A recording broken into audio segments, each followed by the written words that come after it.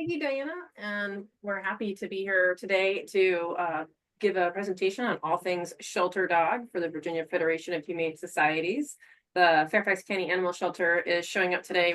We're bringing 4 speakers to the board on this topic because that's how many people it takes to work to talk about all these awesome dogs today. Shelters throughout the nation and here in the Commonwealth have experienced an increase in intake. I think there's a lot of presentations and data on that rising intake. So we're going to share with you what we're doing at Fairfax to provide physiological and behavioral needs for the dogs in our care while still getting the dogs out and aiming to decrease our length of stay. So today we have, my name is Manka. I am the newly hired behavior program manager. We also have Nicole, our animal care manager, Lori, our foster and program manager, and Jorge, our customer care manager, which you'll get to hear from shortly. While we're on today, if everybody could hold questions toward the end, and we will have Miss Diana read them out for us. So to start, we have these programs to increase dog adoptions. A lot of people have a lot of programs, and these are the ones that are currently really working for us. The top 3 programs are handled by a branch called the Pet Resource Center.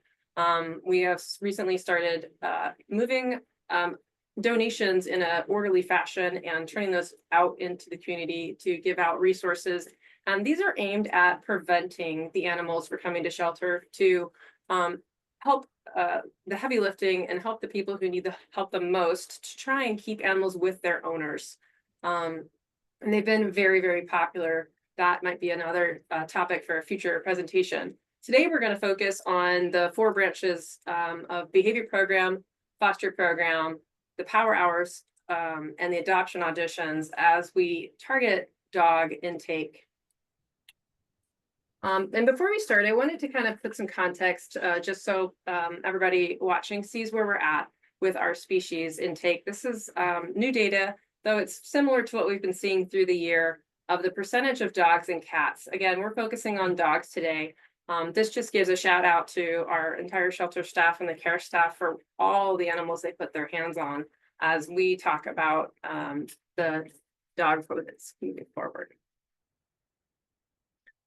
I'm going to hand it over and start the portion with Nicole. So she's going to talk to you about what the care staff does for assisting with our animals. Awesome. Thank you so much, Autumn. So I am the animal care manager for the Fairfax County Animal Shelter at the Lorton location. We do have 2 locations, so I just manage animal care at one of them. So the care staff do a lot of different things, including enrichment for the dogs to try to keep them behaviorally healthy while they're in the shelter. So I thought it would be beneficial to break up what we do for the dogs each day for enrichment versus what we do when time allows. So for daily enrichment, every day, even if we don't have a great staff day, we do strive to do these things. So 2 walks or yard time, in kennel enrichment, so frozen Kongs, bones, and soft toys provided to every dog in care. So generally that's 1 Kong, 2 different kinds of bones, and 2 to 3 soft toys. We do also strive to do on-leash greetings with the dogs outside when we have them in the yard areas. This is something that they will be exposed to in the community, so we do try to keep up that exposure for dogs while they're with us. And we do music time as well. So we have radios in all of our kennel areas that are hooked up to timers. So generally that's starting at the tail end of cleaning and goes for about 2 to 3 hours just to give some, relaxation time to the dogs when they're kind of unwinding from the mornings. The mornings can be, quite busy. We're getting them out for walks and we're cleaning their kennels. So that is a lot of activity. So the music, it's really nice to just help them decompress. So they are either doing talk radio or classical music.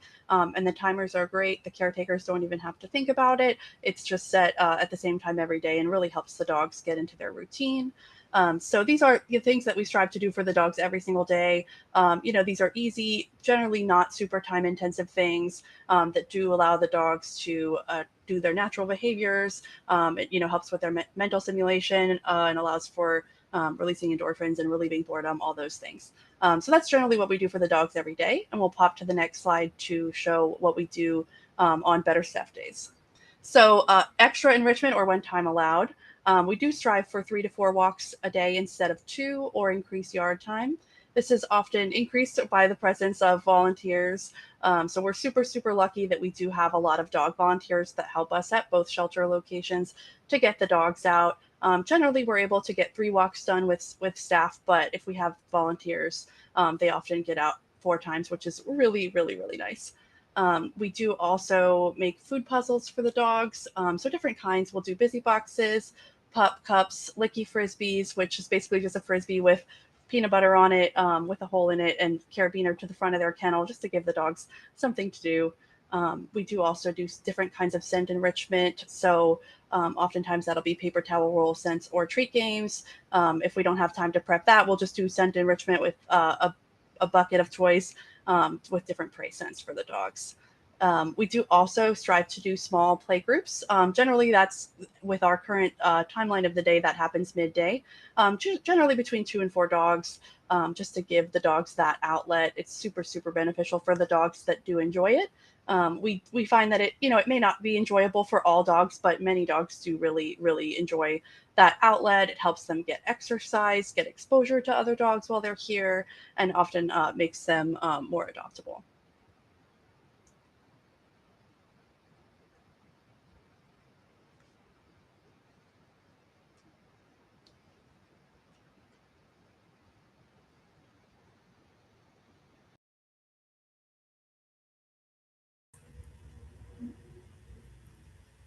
Autumn, I think you're muted.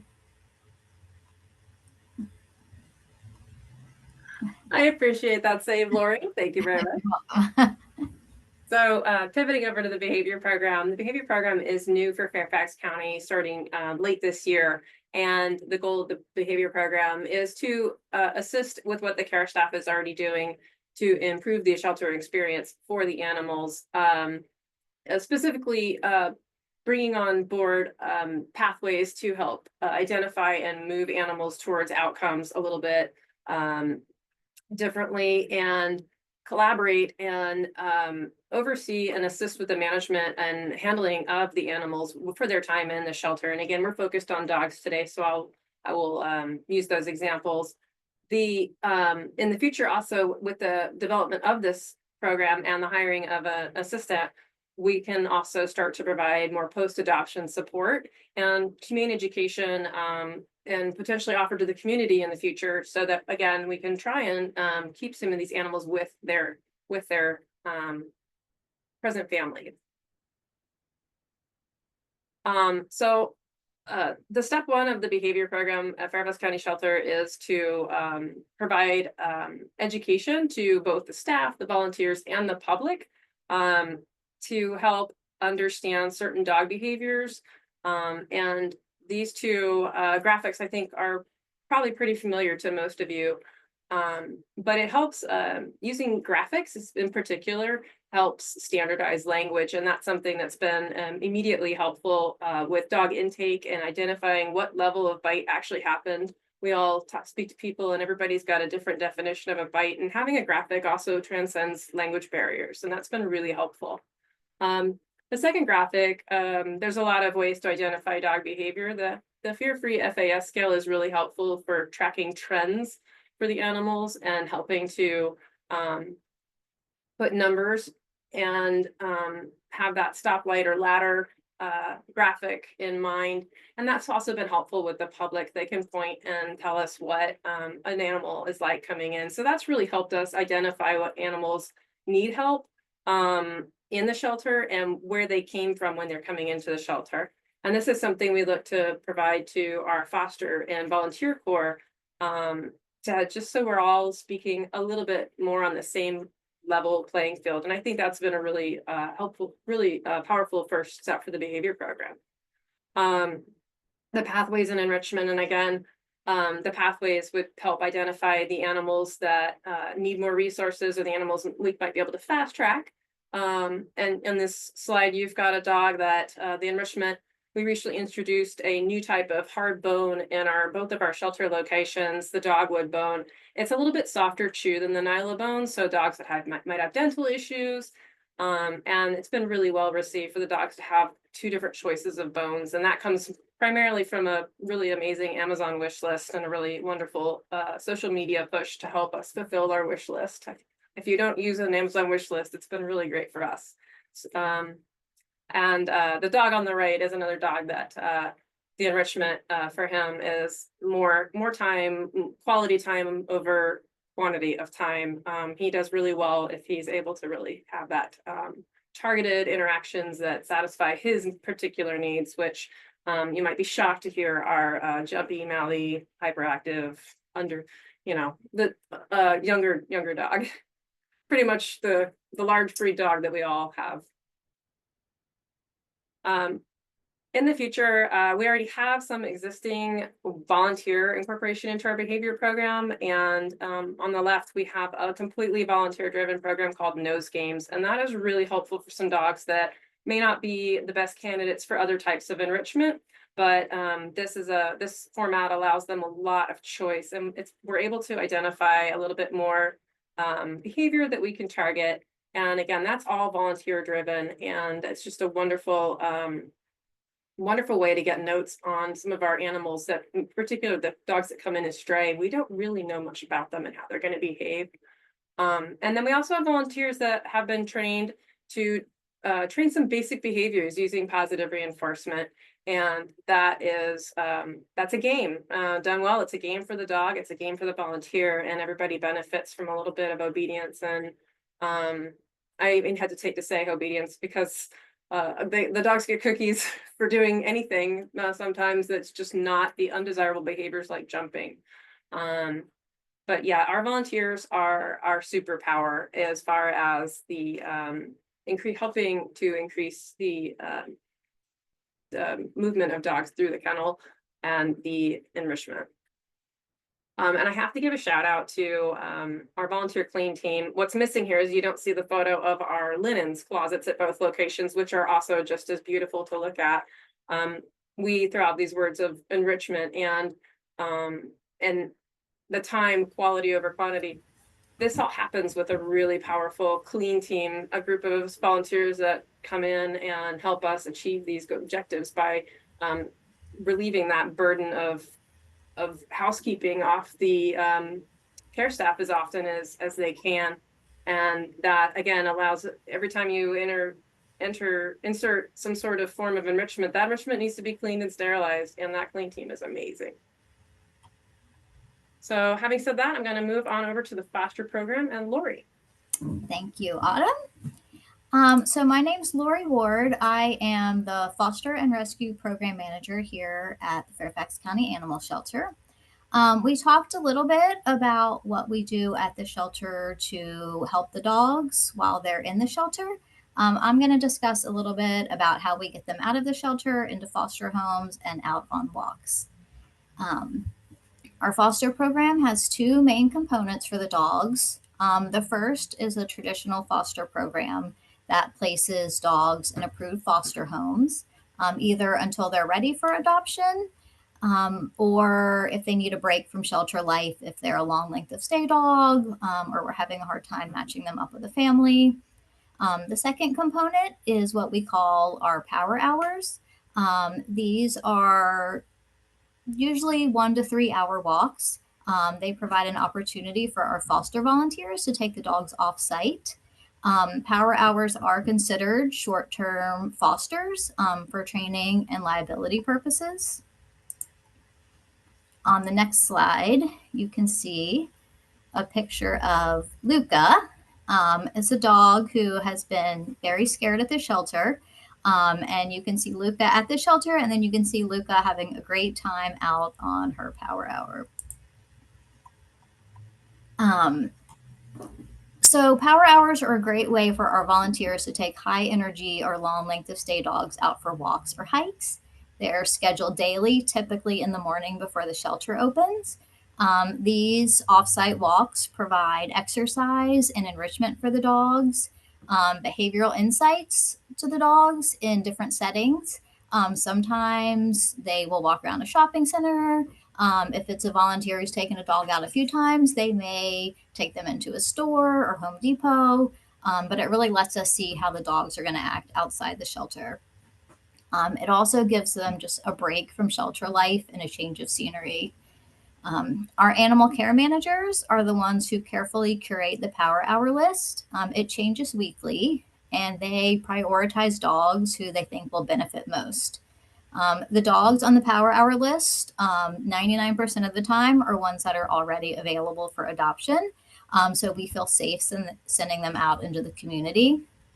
And then also, once they're available for adoption, that means they're fully vaccinated, they've already been altered, and have had a behavior evaluation. And that also means we've had some time to get to know the dog, and figure out who might be a good match to take that one out on a walk. We do wait 10 days until after their surgery to add them to the list, just so they're not out doing strenuous activity during their recovery time. So how the power hours work, once that volunteer is trained and on our list, they sign up for a slot. Like I said, it's usually in the morning before the shelter opens. We do like the dogs to be on site during available adoption hours for potential adopters to meet. So the volunteers sign up for a slot. They arrive at the shelter. They work with our front desk staff to choose a dog off the weekly list that matches their handling experience. The dogs are brought out to the volunteer. Every dog has a martingale collar, a very well-fitted harness, foster ID tags, and a leash. We will also give them water bottles or treats or anything else they need to take the dog out on a walk. So some of these volunteers take the dog straight from the shelter. Both of our locations do have trails near them, so that's an option. Some of the volunteers put the dog in the car and they go for a drive to a park or a shopping area. They usually get a pup cup on the back. It's very cute. We get lots of amazing pictures of dogs going through the Starbucks drive-through. As always, safety is our first priority for the dogs and the humans on the power hours. So we really encourage them to avoid areas that are crowded with people or dogs. Absolutely no dog parks or off-leash areas. We really try to set everybody up for success. And then a little bit about our foster program. This is a way we ensure animals requiring extra care outside the shelter receive the support they need. At any given time, up to 50% of our shelter animal population may be in foster homes. The bulk of that is cats, so it's generally nowhere near 50% of the dogs. But overall, it could be 30 to 150 or more animals in foster at once, especially during kitten season. So the dogs that we normally send out to foster are puppies that are too young for spay neuter. They come back when they're about 9 to 10 weeks old and over 2 pounds for their spay neuter surgeries. Pregnant and nursing dogs. We do have some specialty fosters who will take a pregnant dog or a mom with puppies. And we have another group called the Puppy Pit Crew that will go and support that foster to walk the mom dog or help clean the puppies or weigh them, bring more supplies. It's a really great group of volunteers. We also send dogs out that have medical needs. We have had dogs with broken legs, diabetes. We're waiting for them to do more blood work. It could really be anything. But they're, happier and healthier in a foster home until they're ready to be adopted. We also have dogs that have behavioral needs, or we think they may have behavioral needs. Sometimes they go to foster so we can get some more info on them. We also have our long length of stay dogs. Sometimes they've been in the shelter for weeks or months, and they really need a break. That includes custody dogs, which, we've had one custody dog now probably over a year. So we will try to send them out to foster if available. In addition to getting the dogs out and benefiting them, it also benefits us because we get a lot of great notes and insights into each dog's behavior, which helps us match them up with the right adopter. We also highly encourage our volunteers to send us pictures and video of the dogs out on their power hour walk and in their homes for foster. It's really amazing to see that a dog that's just jumping up in its kennel, very high energy, go to a foster home and there's a picture of it, like laying on the couch, watching a movie with its foster caregiver. So that really helps adopters see what the dog might act like when they take him or her home. Sometimes the foster families fall in love and adopt their foster pets, also known as foster fails, which we're totally fine with. Sometimes fosters will find homes for them through their friends, family, or neighbors, and that's great too. We do not have a foster to adopt program, but we do have a program called the Adoption Audition. So Jorge is going to talk to you a little bit about that.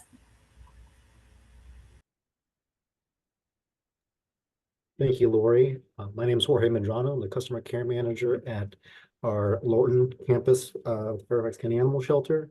So I'll talk about I think it's still a relatively new program. We just introduced this starting April 12th of this year. And what it is, it offers a trial period allowing potential adopters, whom we call additioners, to see if it's a good match. And there's no strings attached with that. And so they get to bring the pet home with them. And after 5 days, our front desk staff, customer care staff will reach out to see if they would like to adopt or return the pet to our shelter if they feel like it's not going to be a good fit. And in that period, they do have the ability to return the dog before the 5 days if they already know that it's not going to be a good fit, or they can ask for an extension. We do think that if they do require more time to make a big decision, which will be a big commitment, then we should be able to offer that. And so we've extended for up to even a week if needed. And so the process, it starts out just like any other potential adoption. They come in and they're interested in a dog. Then we have them visit with one of our animal care staff. Between the animal care staff and the customer care staff, they'll go over all information on that dog before the visit, and then the animal care staff will answer any questions they have during the visit. From there, they can make a decision to either adopt outright or do an adoption audition, or not adopt and wait for another time. But if they decide to do the audition, there is a contract that they do sign. And then we do send them home with food for the duration of the audition and any supplies we have available too, anything from beds to bowls, crates. And if any of the dogs are on any medications or specialized diets, we'll send them home with that as well. And we do, again, check again on the 5th day just to see where they're at. And they can decide whether to extend that time, or if they decide to return, they can do it then. And so how it started was that we recognized there was a need for people to be able to take a pet home on a trial basis, see if it was going to work out for both them and the pet.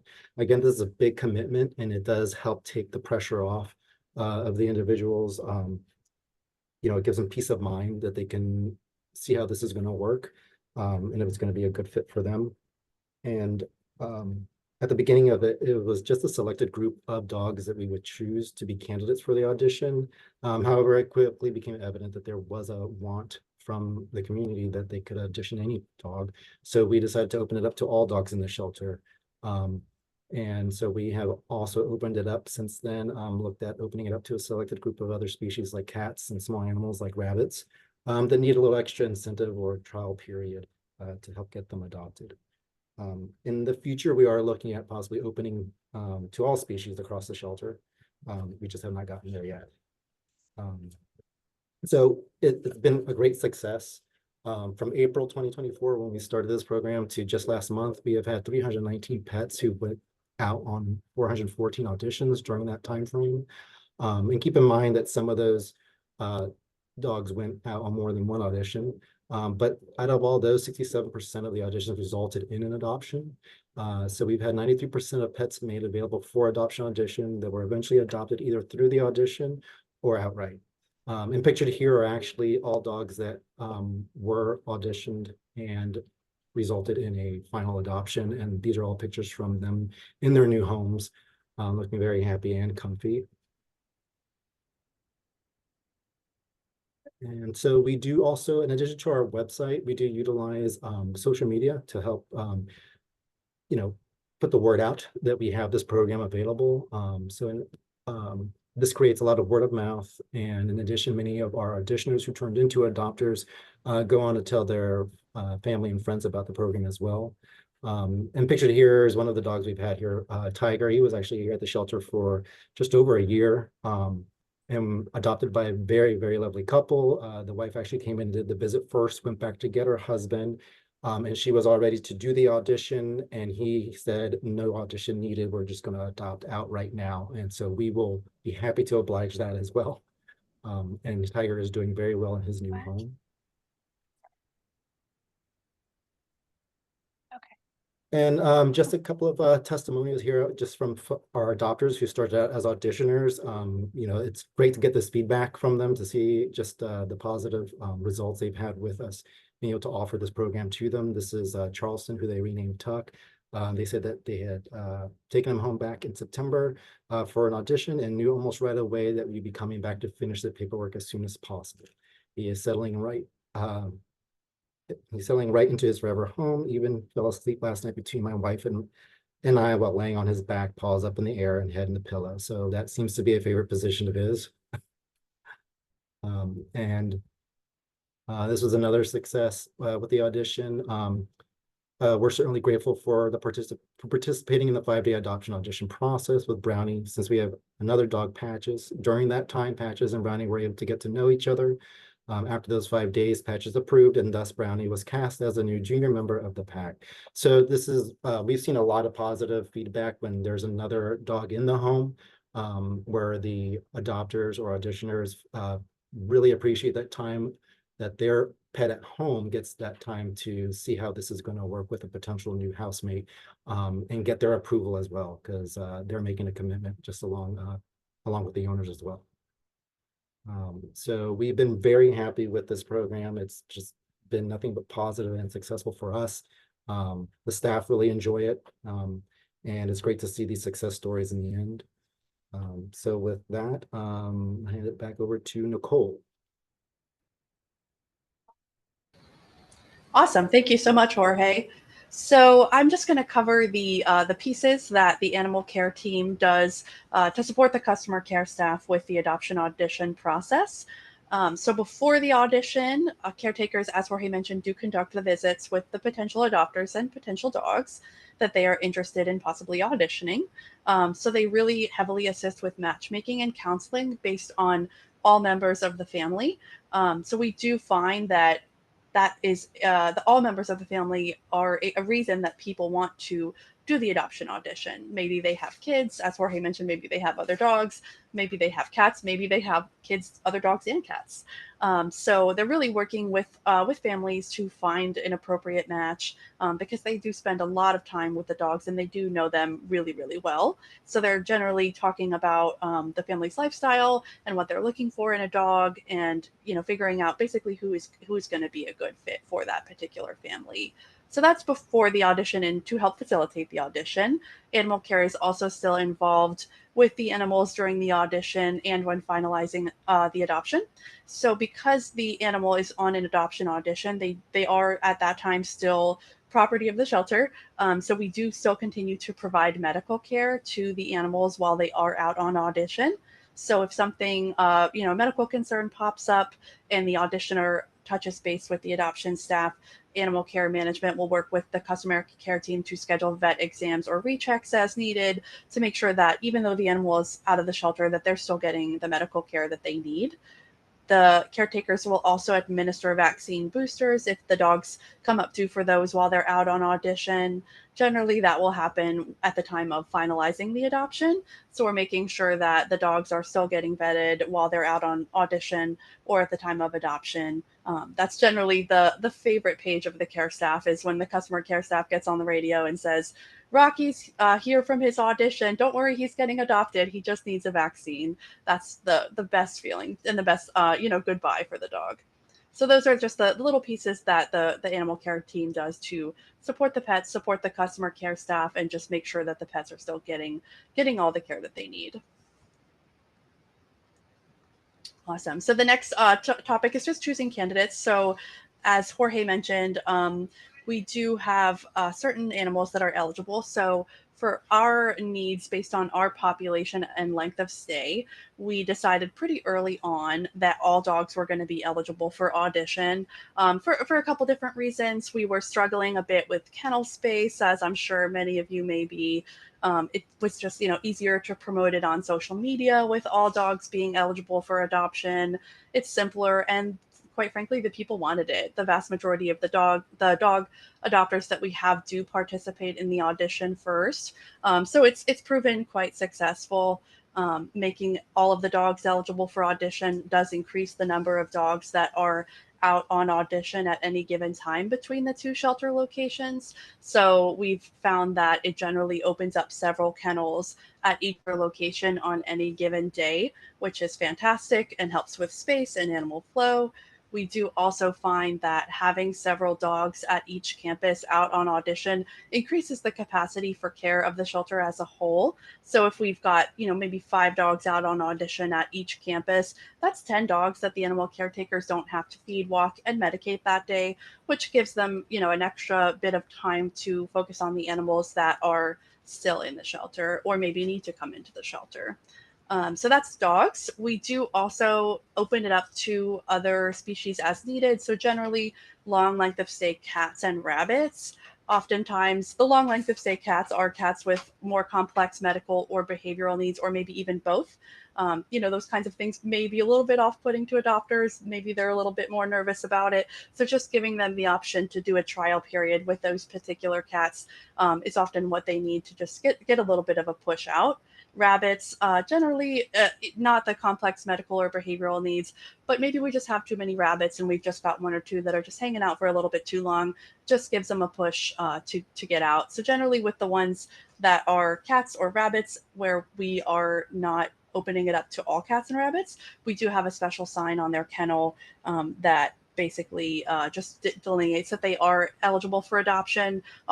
It communicates it to the adopters, it communicates it to the animal care staff and the volunteers so that they are aware of that during the visit. So these are what works for us really well. As Jorge mentioned, about 2/3 of the dogs that go out on audition end up getting adopted. So we're finding that people love the dogs just as much as we do, which is a great feeling. These are what works for us currently. It may change based on what we have at the shelter at any given time. We try to be as flexible as possible. If we get a giant rabbit hoarding case, maybe we'll make all of the rabbits eligible for audition. And what works for us may not be the needs of any specific shelter or rescue. So I can't emphasize enough the flexibility of it, and just being adaptable and really just going with what people are asking for. We tend to be flexible, and I think we have one dog recently who we knew took a really long time to warm up. She was really, really shy. So a family that had visited with her several times asked if it would be okay to approve a longer audition period off the bat because they anticipated that she would need that more time. And so we went ahead and gave them 10 days off the bat instead of 5, and it worked out great. They adopted her and she's living her best life. Thank you, Nicole. Of course. And that is, I see that several people joined at the 4:30 mark, and that we had there was anticipation that perhaps the 4 o'clock and 4:30. So I'm happy to tell you that this is recorded from the start. We started at 4, but this is the portion of the presentation where if there are questions, we covered a lot, and I think the adoption audition, as you can see, it's a big big success for us. It also involves our cross shelter departments. If anybody has any questions, we are here and able to answer to the best of our abilities. And if you have a question, I believe you can unmute your microphone. We'll double check with Miss Diana if that is something she has to allow. I believe they can. If they have a problem, they can send a chat and then I'll try. I don't think I can unmute them, so. This is Terry Dort. Can you hear me? Yes. Oh, okay, that worked. On the adoption audition, if you send a large population of dogs out, you were talking about having 5 kennels in one place available and 5 in another.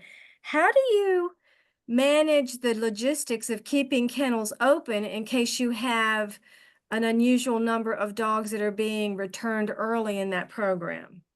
Good question. Nicole, you want to handle that? Absolutely. Yeah, that's a great question. And that was in fact one of the first questions that my staff had for me when we started this process was, do we reserve the kennel? Are we using the kennel for a different dog? What's the plan? So generally when a dog leaves on adoption audition, we do remove their signage from the kennel and put it back into use for a different dog. I think that's important, to communicate to the public that we do have a lot of available dogs for adoption. And although we are having some of the dogs out, we still have a full adoption kennel.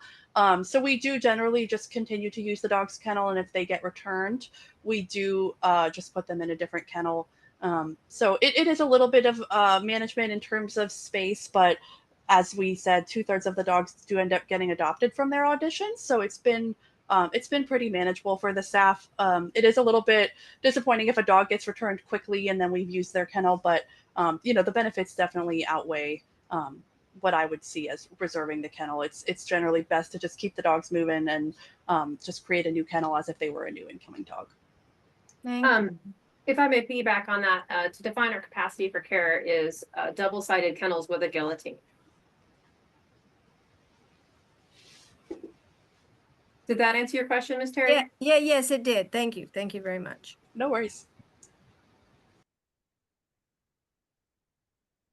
Any other questions about our adoption audition or our programs? There's one in the chat. Someone asked, do adoption auditions require the full screening process? Jorge? Hi. They go through the same process for an adoption. I mean, they do, have to provide us with identification, and we enter them in our system so that we have all contact information. So it's we look to see if they have any current pets at home and if they're up to date on vaccines. And the one thing for us is that we do, in order to be an audition, they have to live relatively close to the shelter, out of state. We do out of state adoptions, but to do an audition, we can't do that in the case because when they're on audition, they still do belong to the shelter, just like the Power Hour animals. And so, we do have restrictions in that regard. But otherwise, it's just the normal process like we do for someone who wants to adopt outright. Can I ask another question? This is Terry again. Somebody mentioned earlier that when you have court cases or dogs that are there long term, you can take them out for the day or something.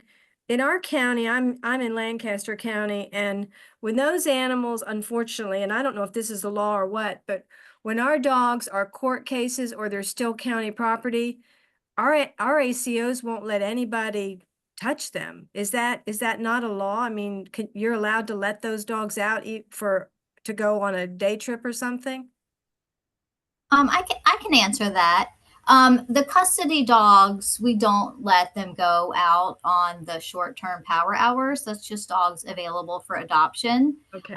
There are custody dogs that go to foster. Usually we work in conjunction with Animal Protection Police to make sure it's a suitable foster home. We get a lot of updates, but we do talk with our Animal Protection Police and get approval from them before sending the custody dogs out to foster. Okay. But I mean, sometimes we have them, like I said, for a year or more. So I think everyone's of the mindset, it's best to get them into a foster home if we can. Okay. Thank you very much. That's very helpful. You're welcome. Good question. There's another one in the chat from Mary. What are nose games and how does that work? Mary, nose games were started maybe even a couple years ago now as a program where the dogs were allowed to operate in a space with just a lot of choice. There's no obedience, there's no asking, and then there's currently it's all volunteer run, like I mentioned, and there's one volunteer in particular who has a lot of continuing education with behavior, and she started out under staff guidance and has grown to setting up the room with boxes, licky mats, food scatters, lots of things that are just around a room. And when the dog participates in nose games, it's usually with a leash drag, and the dog enters the room after going outside for a quick break and is allowed to explore that room and engage with people or not. And really, Roseanne, our lead volunteer, is the only person that really engages with the dog. Everyone else is just kind of observing. And it's a great way to talk about behavior with some volunteers. And again, the intent of it is to give the dog a lot of choice. Dogs that are hyperarousal often will enter nose games and within a few minutes start to settle in, and they realize that they can just be a dog. And nothing too difficult. Snuffle mats, easy food puzzles, and occasionally she'll do some shaping games, just sitting on the floor. But for the most part, the dog has that, 5 or 10 minutes of choice and consumption, constantly reloading them. And it's usually run with snuffle mats, food puzzles, things were donated. And we also collect cardboard boxes and paper.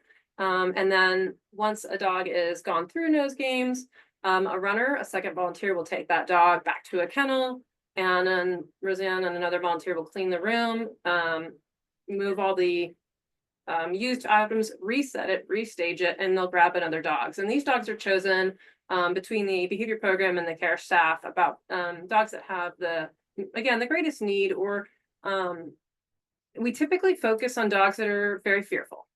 And that choice really lets them blossom. And again, the intent is not to be pet. It's not to ask for obedience. It's just to let that dog be. And again, you often see the dogs do a single shake off, and sometimes you'll just see that massive exhale, and they're really relaxed. And oftentimes we only see them in the high stress environments, and we get a chance to really see that dog breathe. So nose games is really valuable. And for us, it's happening twice a month at each location every Sunday. And it lasts about 2 hours, and we can run about 5 to 6 dogs in that time, with the potty breaks and the resetting the room.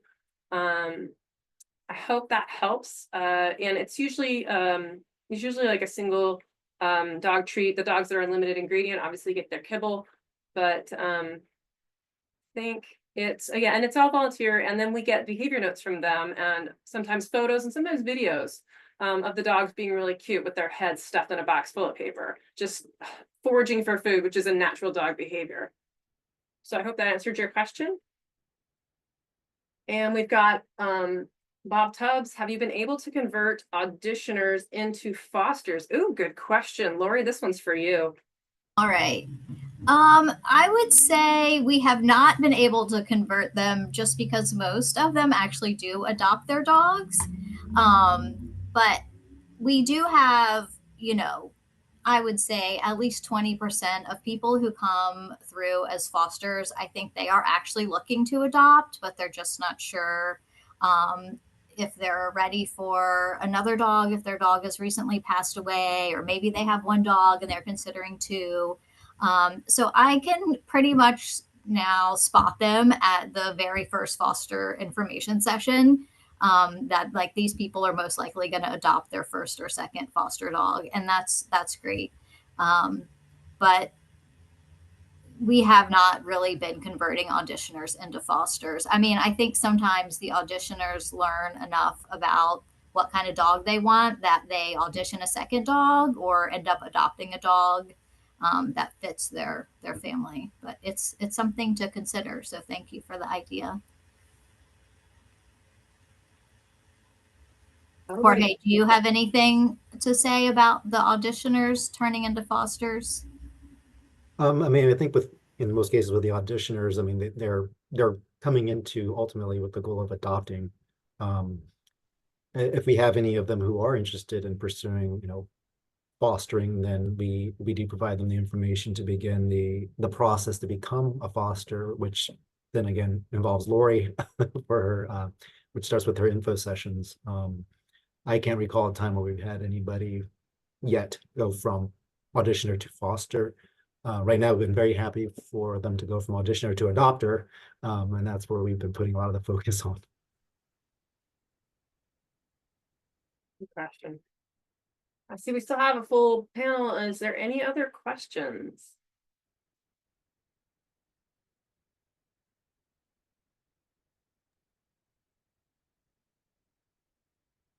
Well, thank you all for your valuable time this evening and tuning in and staying. And if you missed the beginning of the presentation, it was recorded. And thank you to all the Fairfax County employees for your time today. And thank you for Diana and VFHS for hosting us.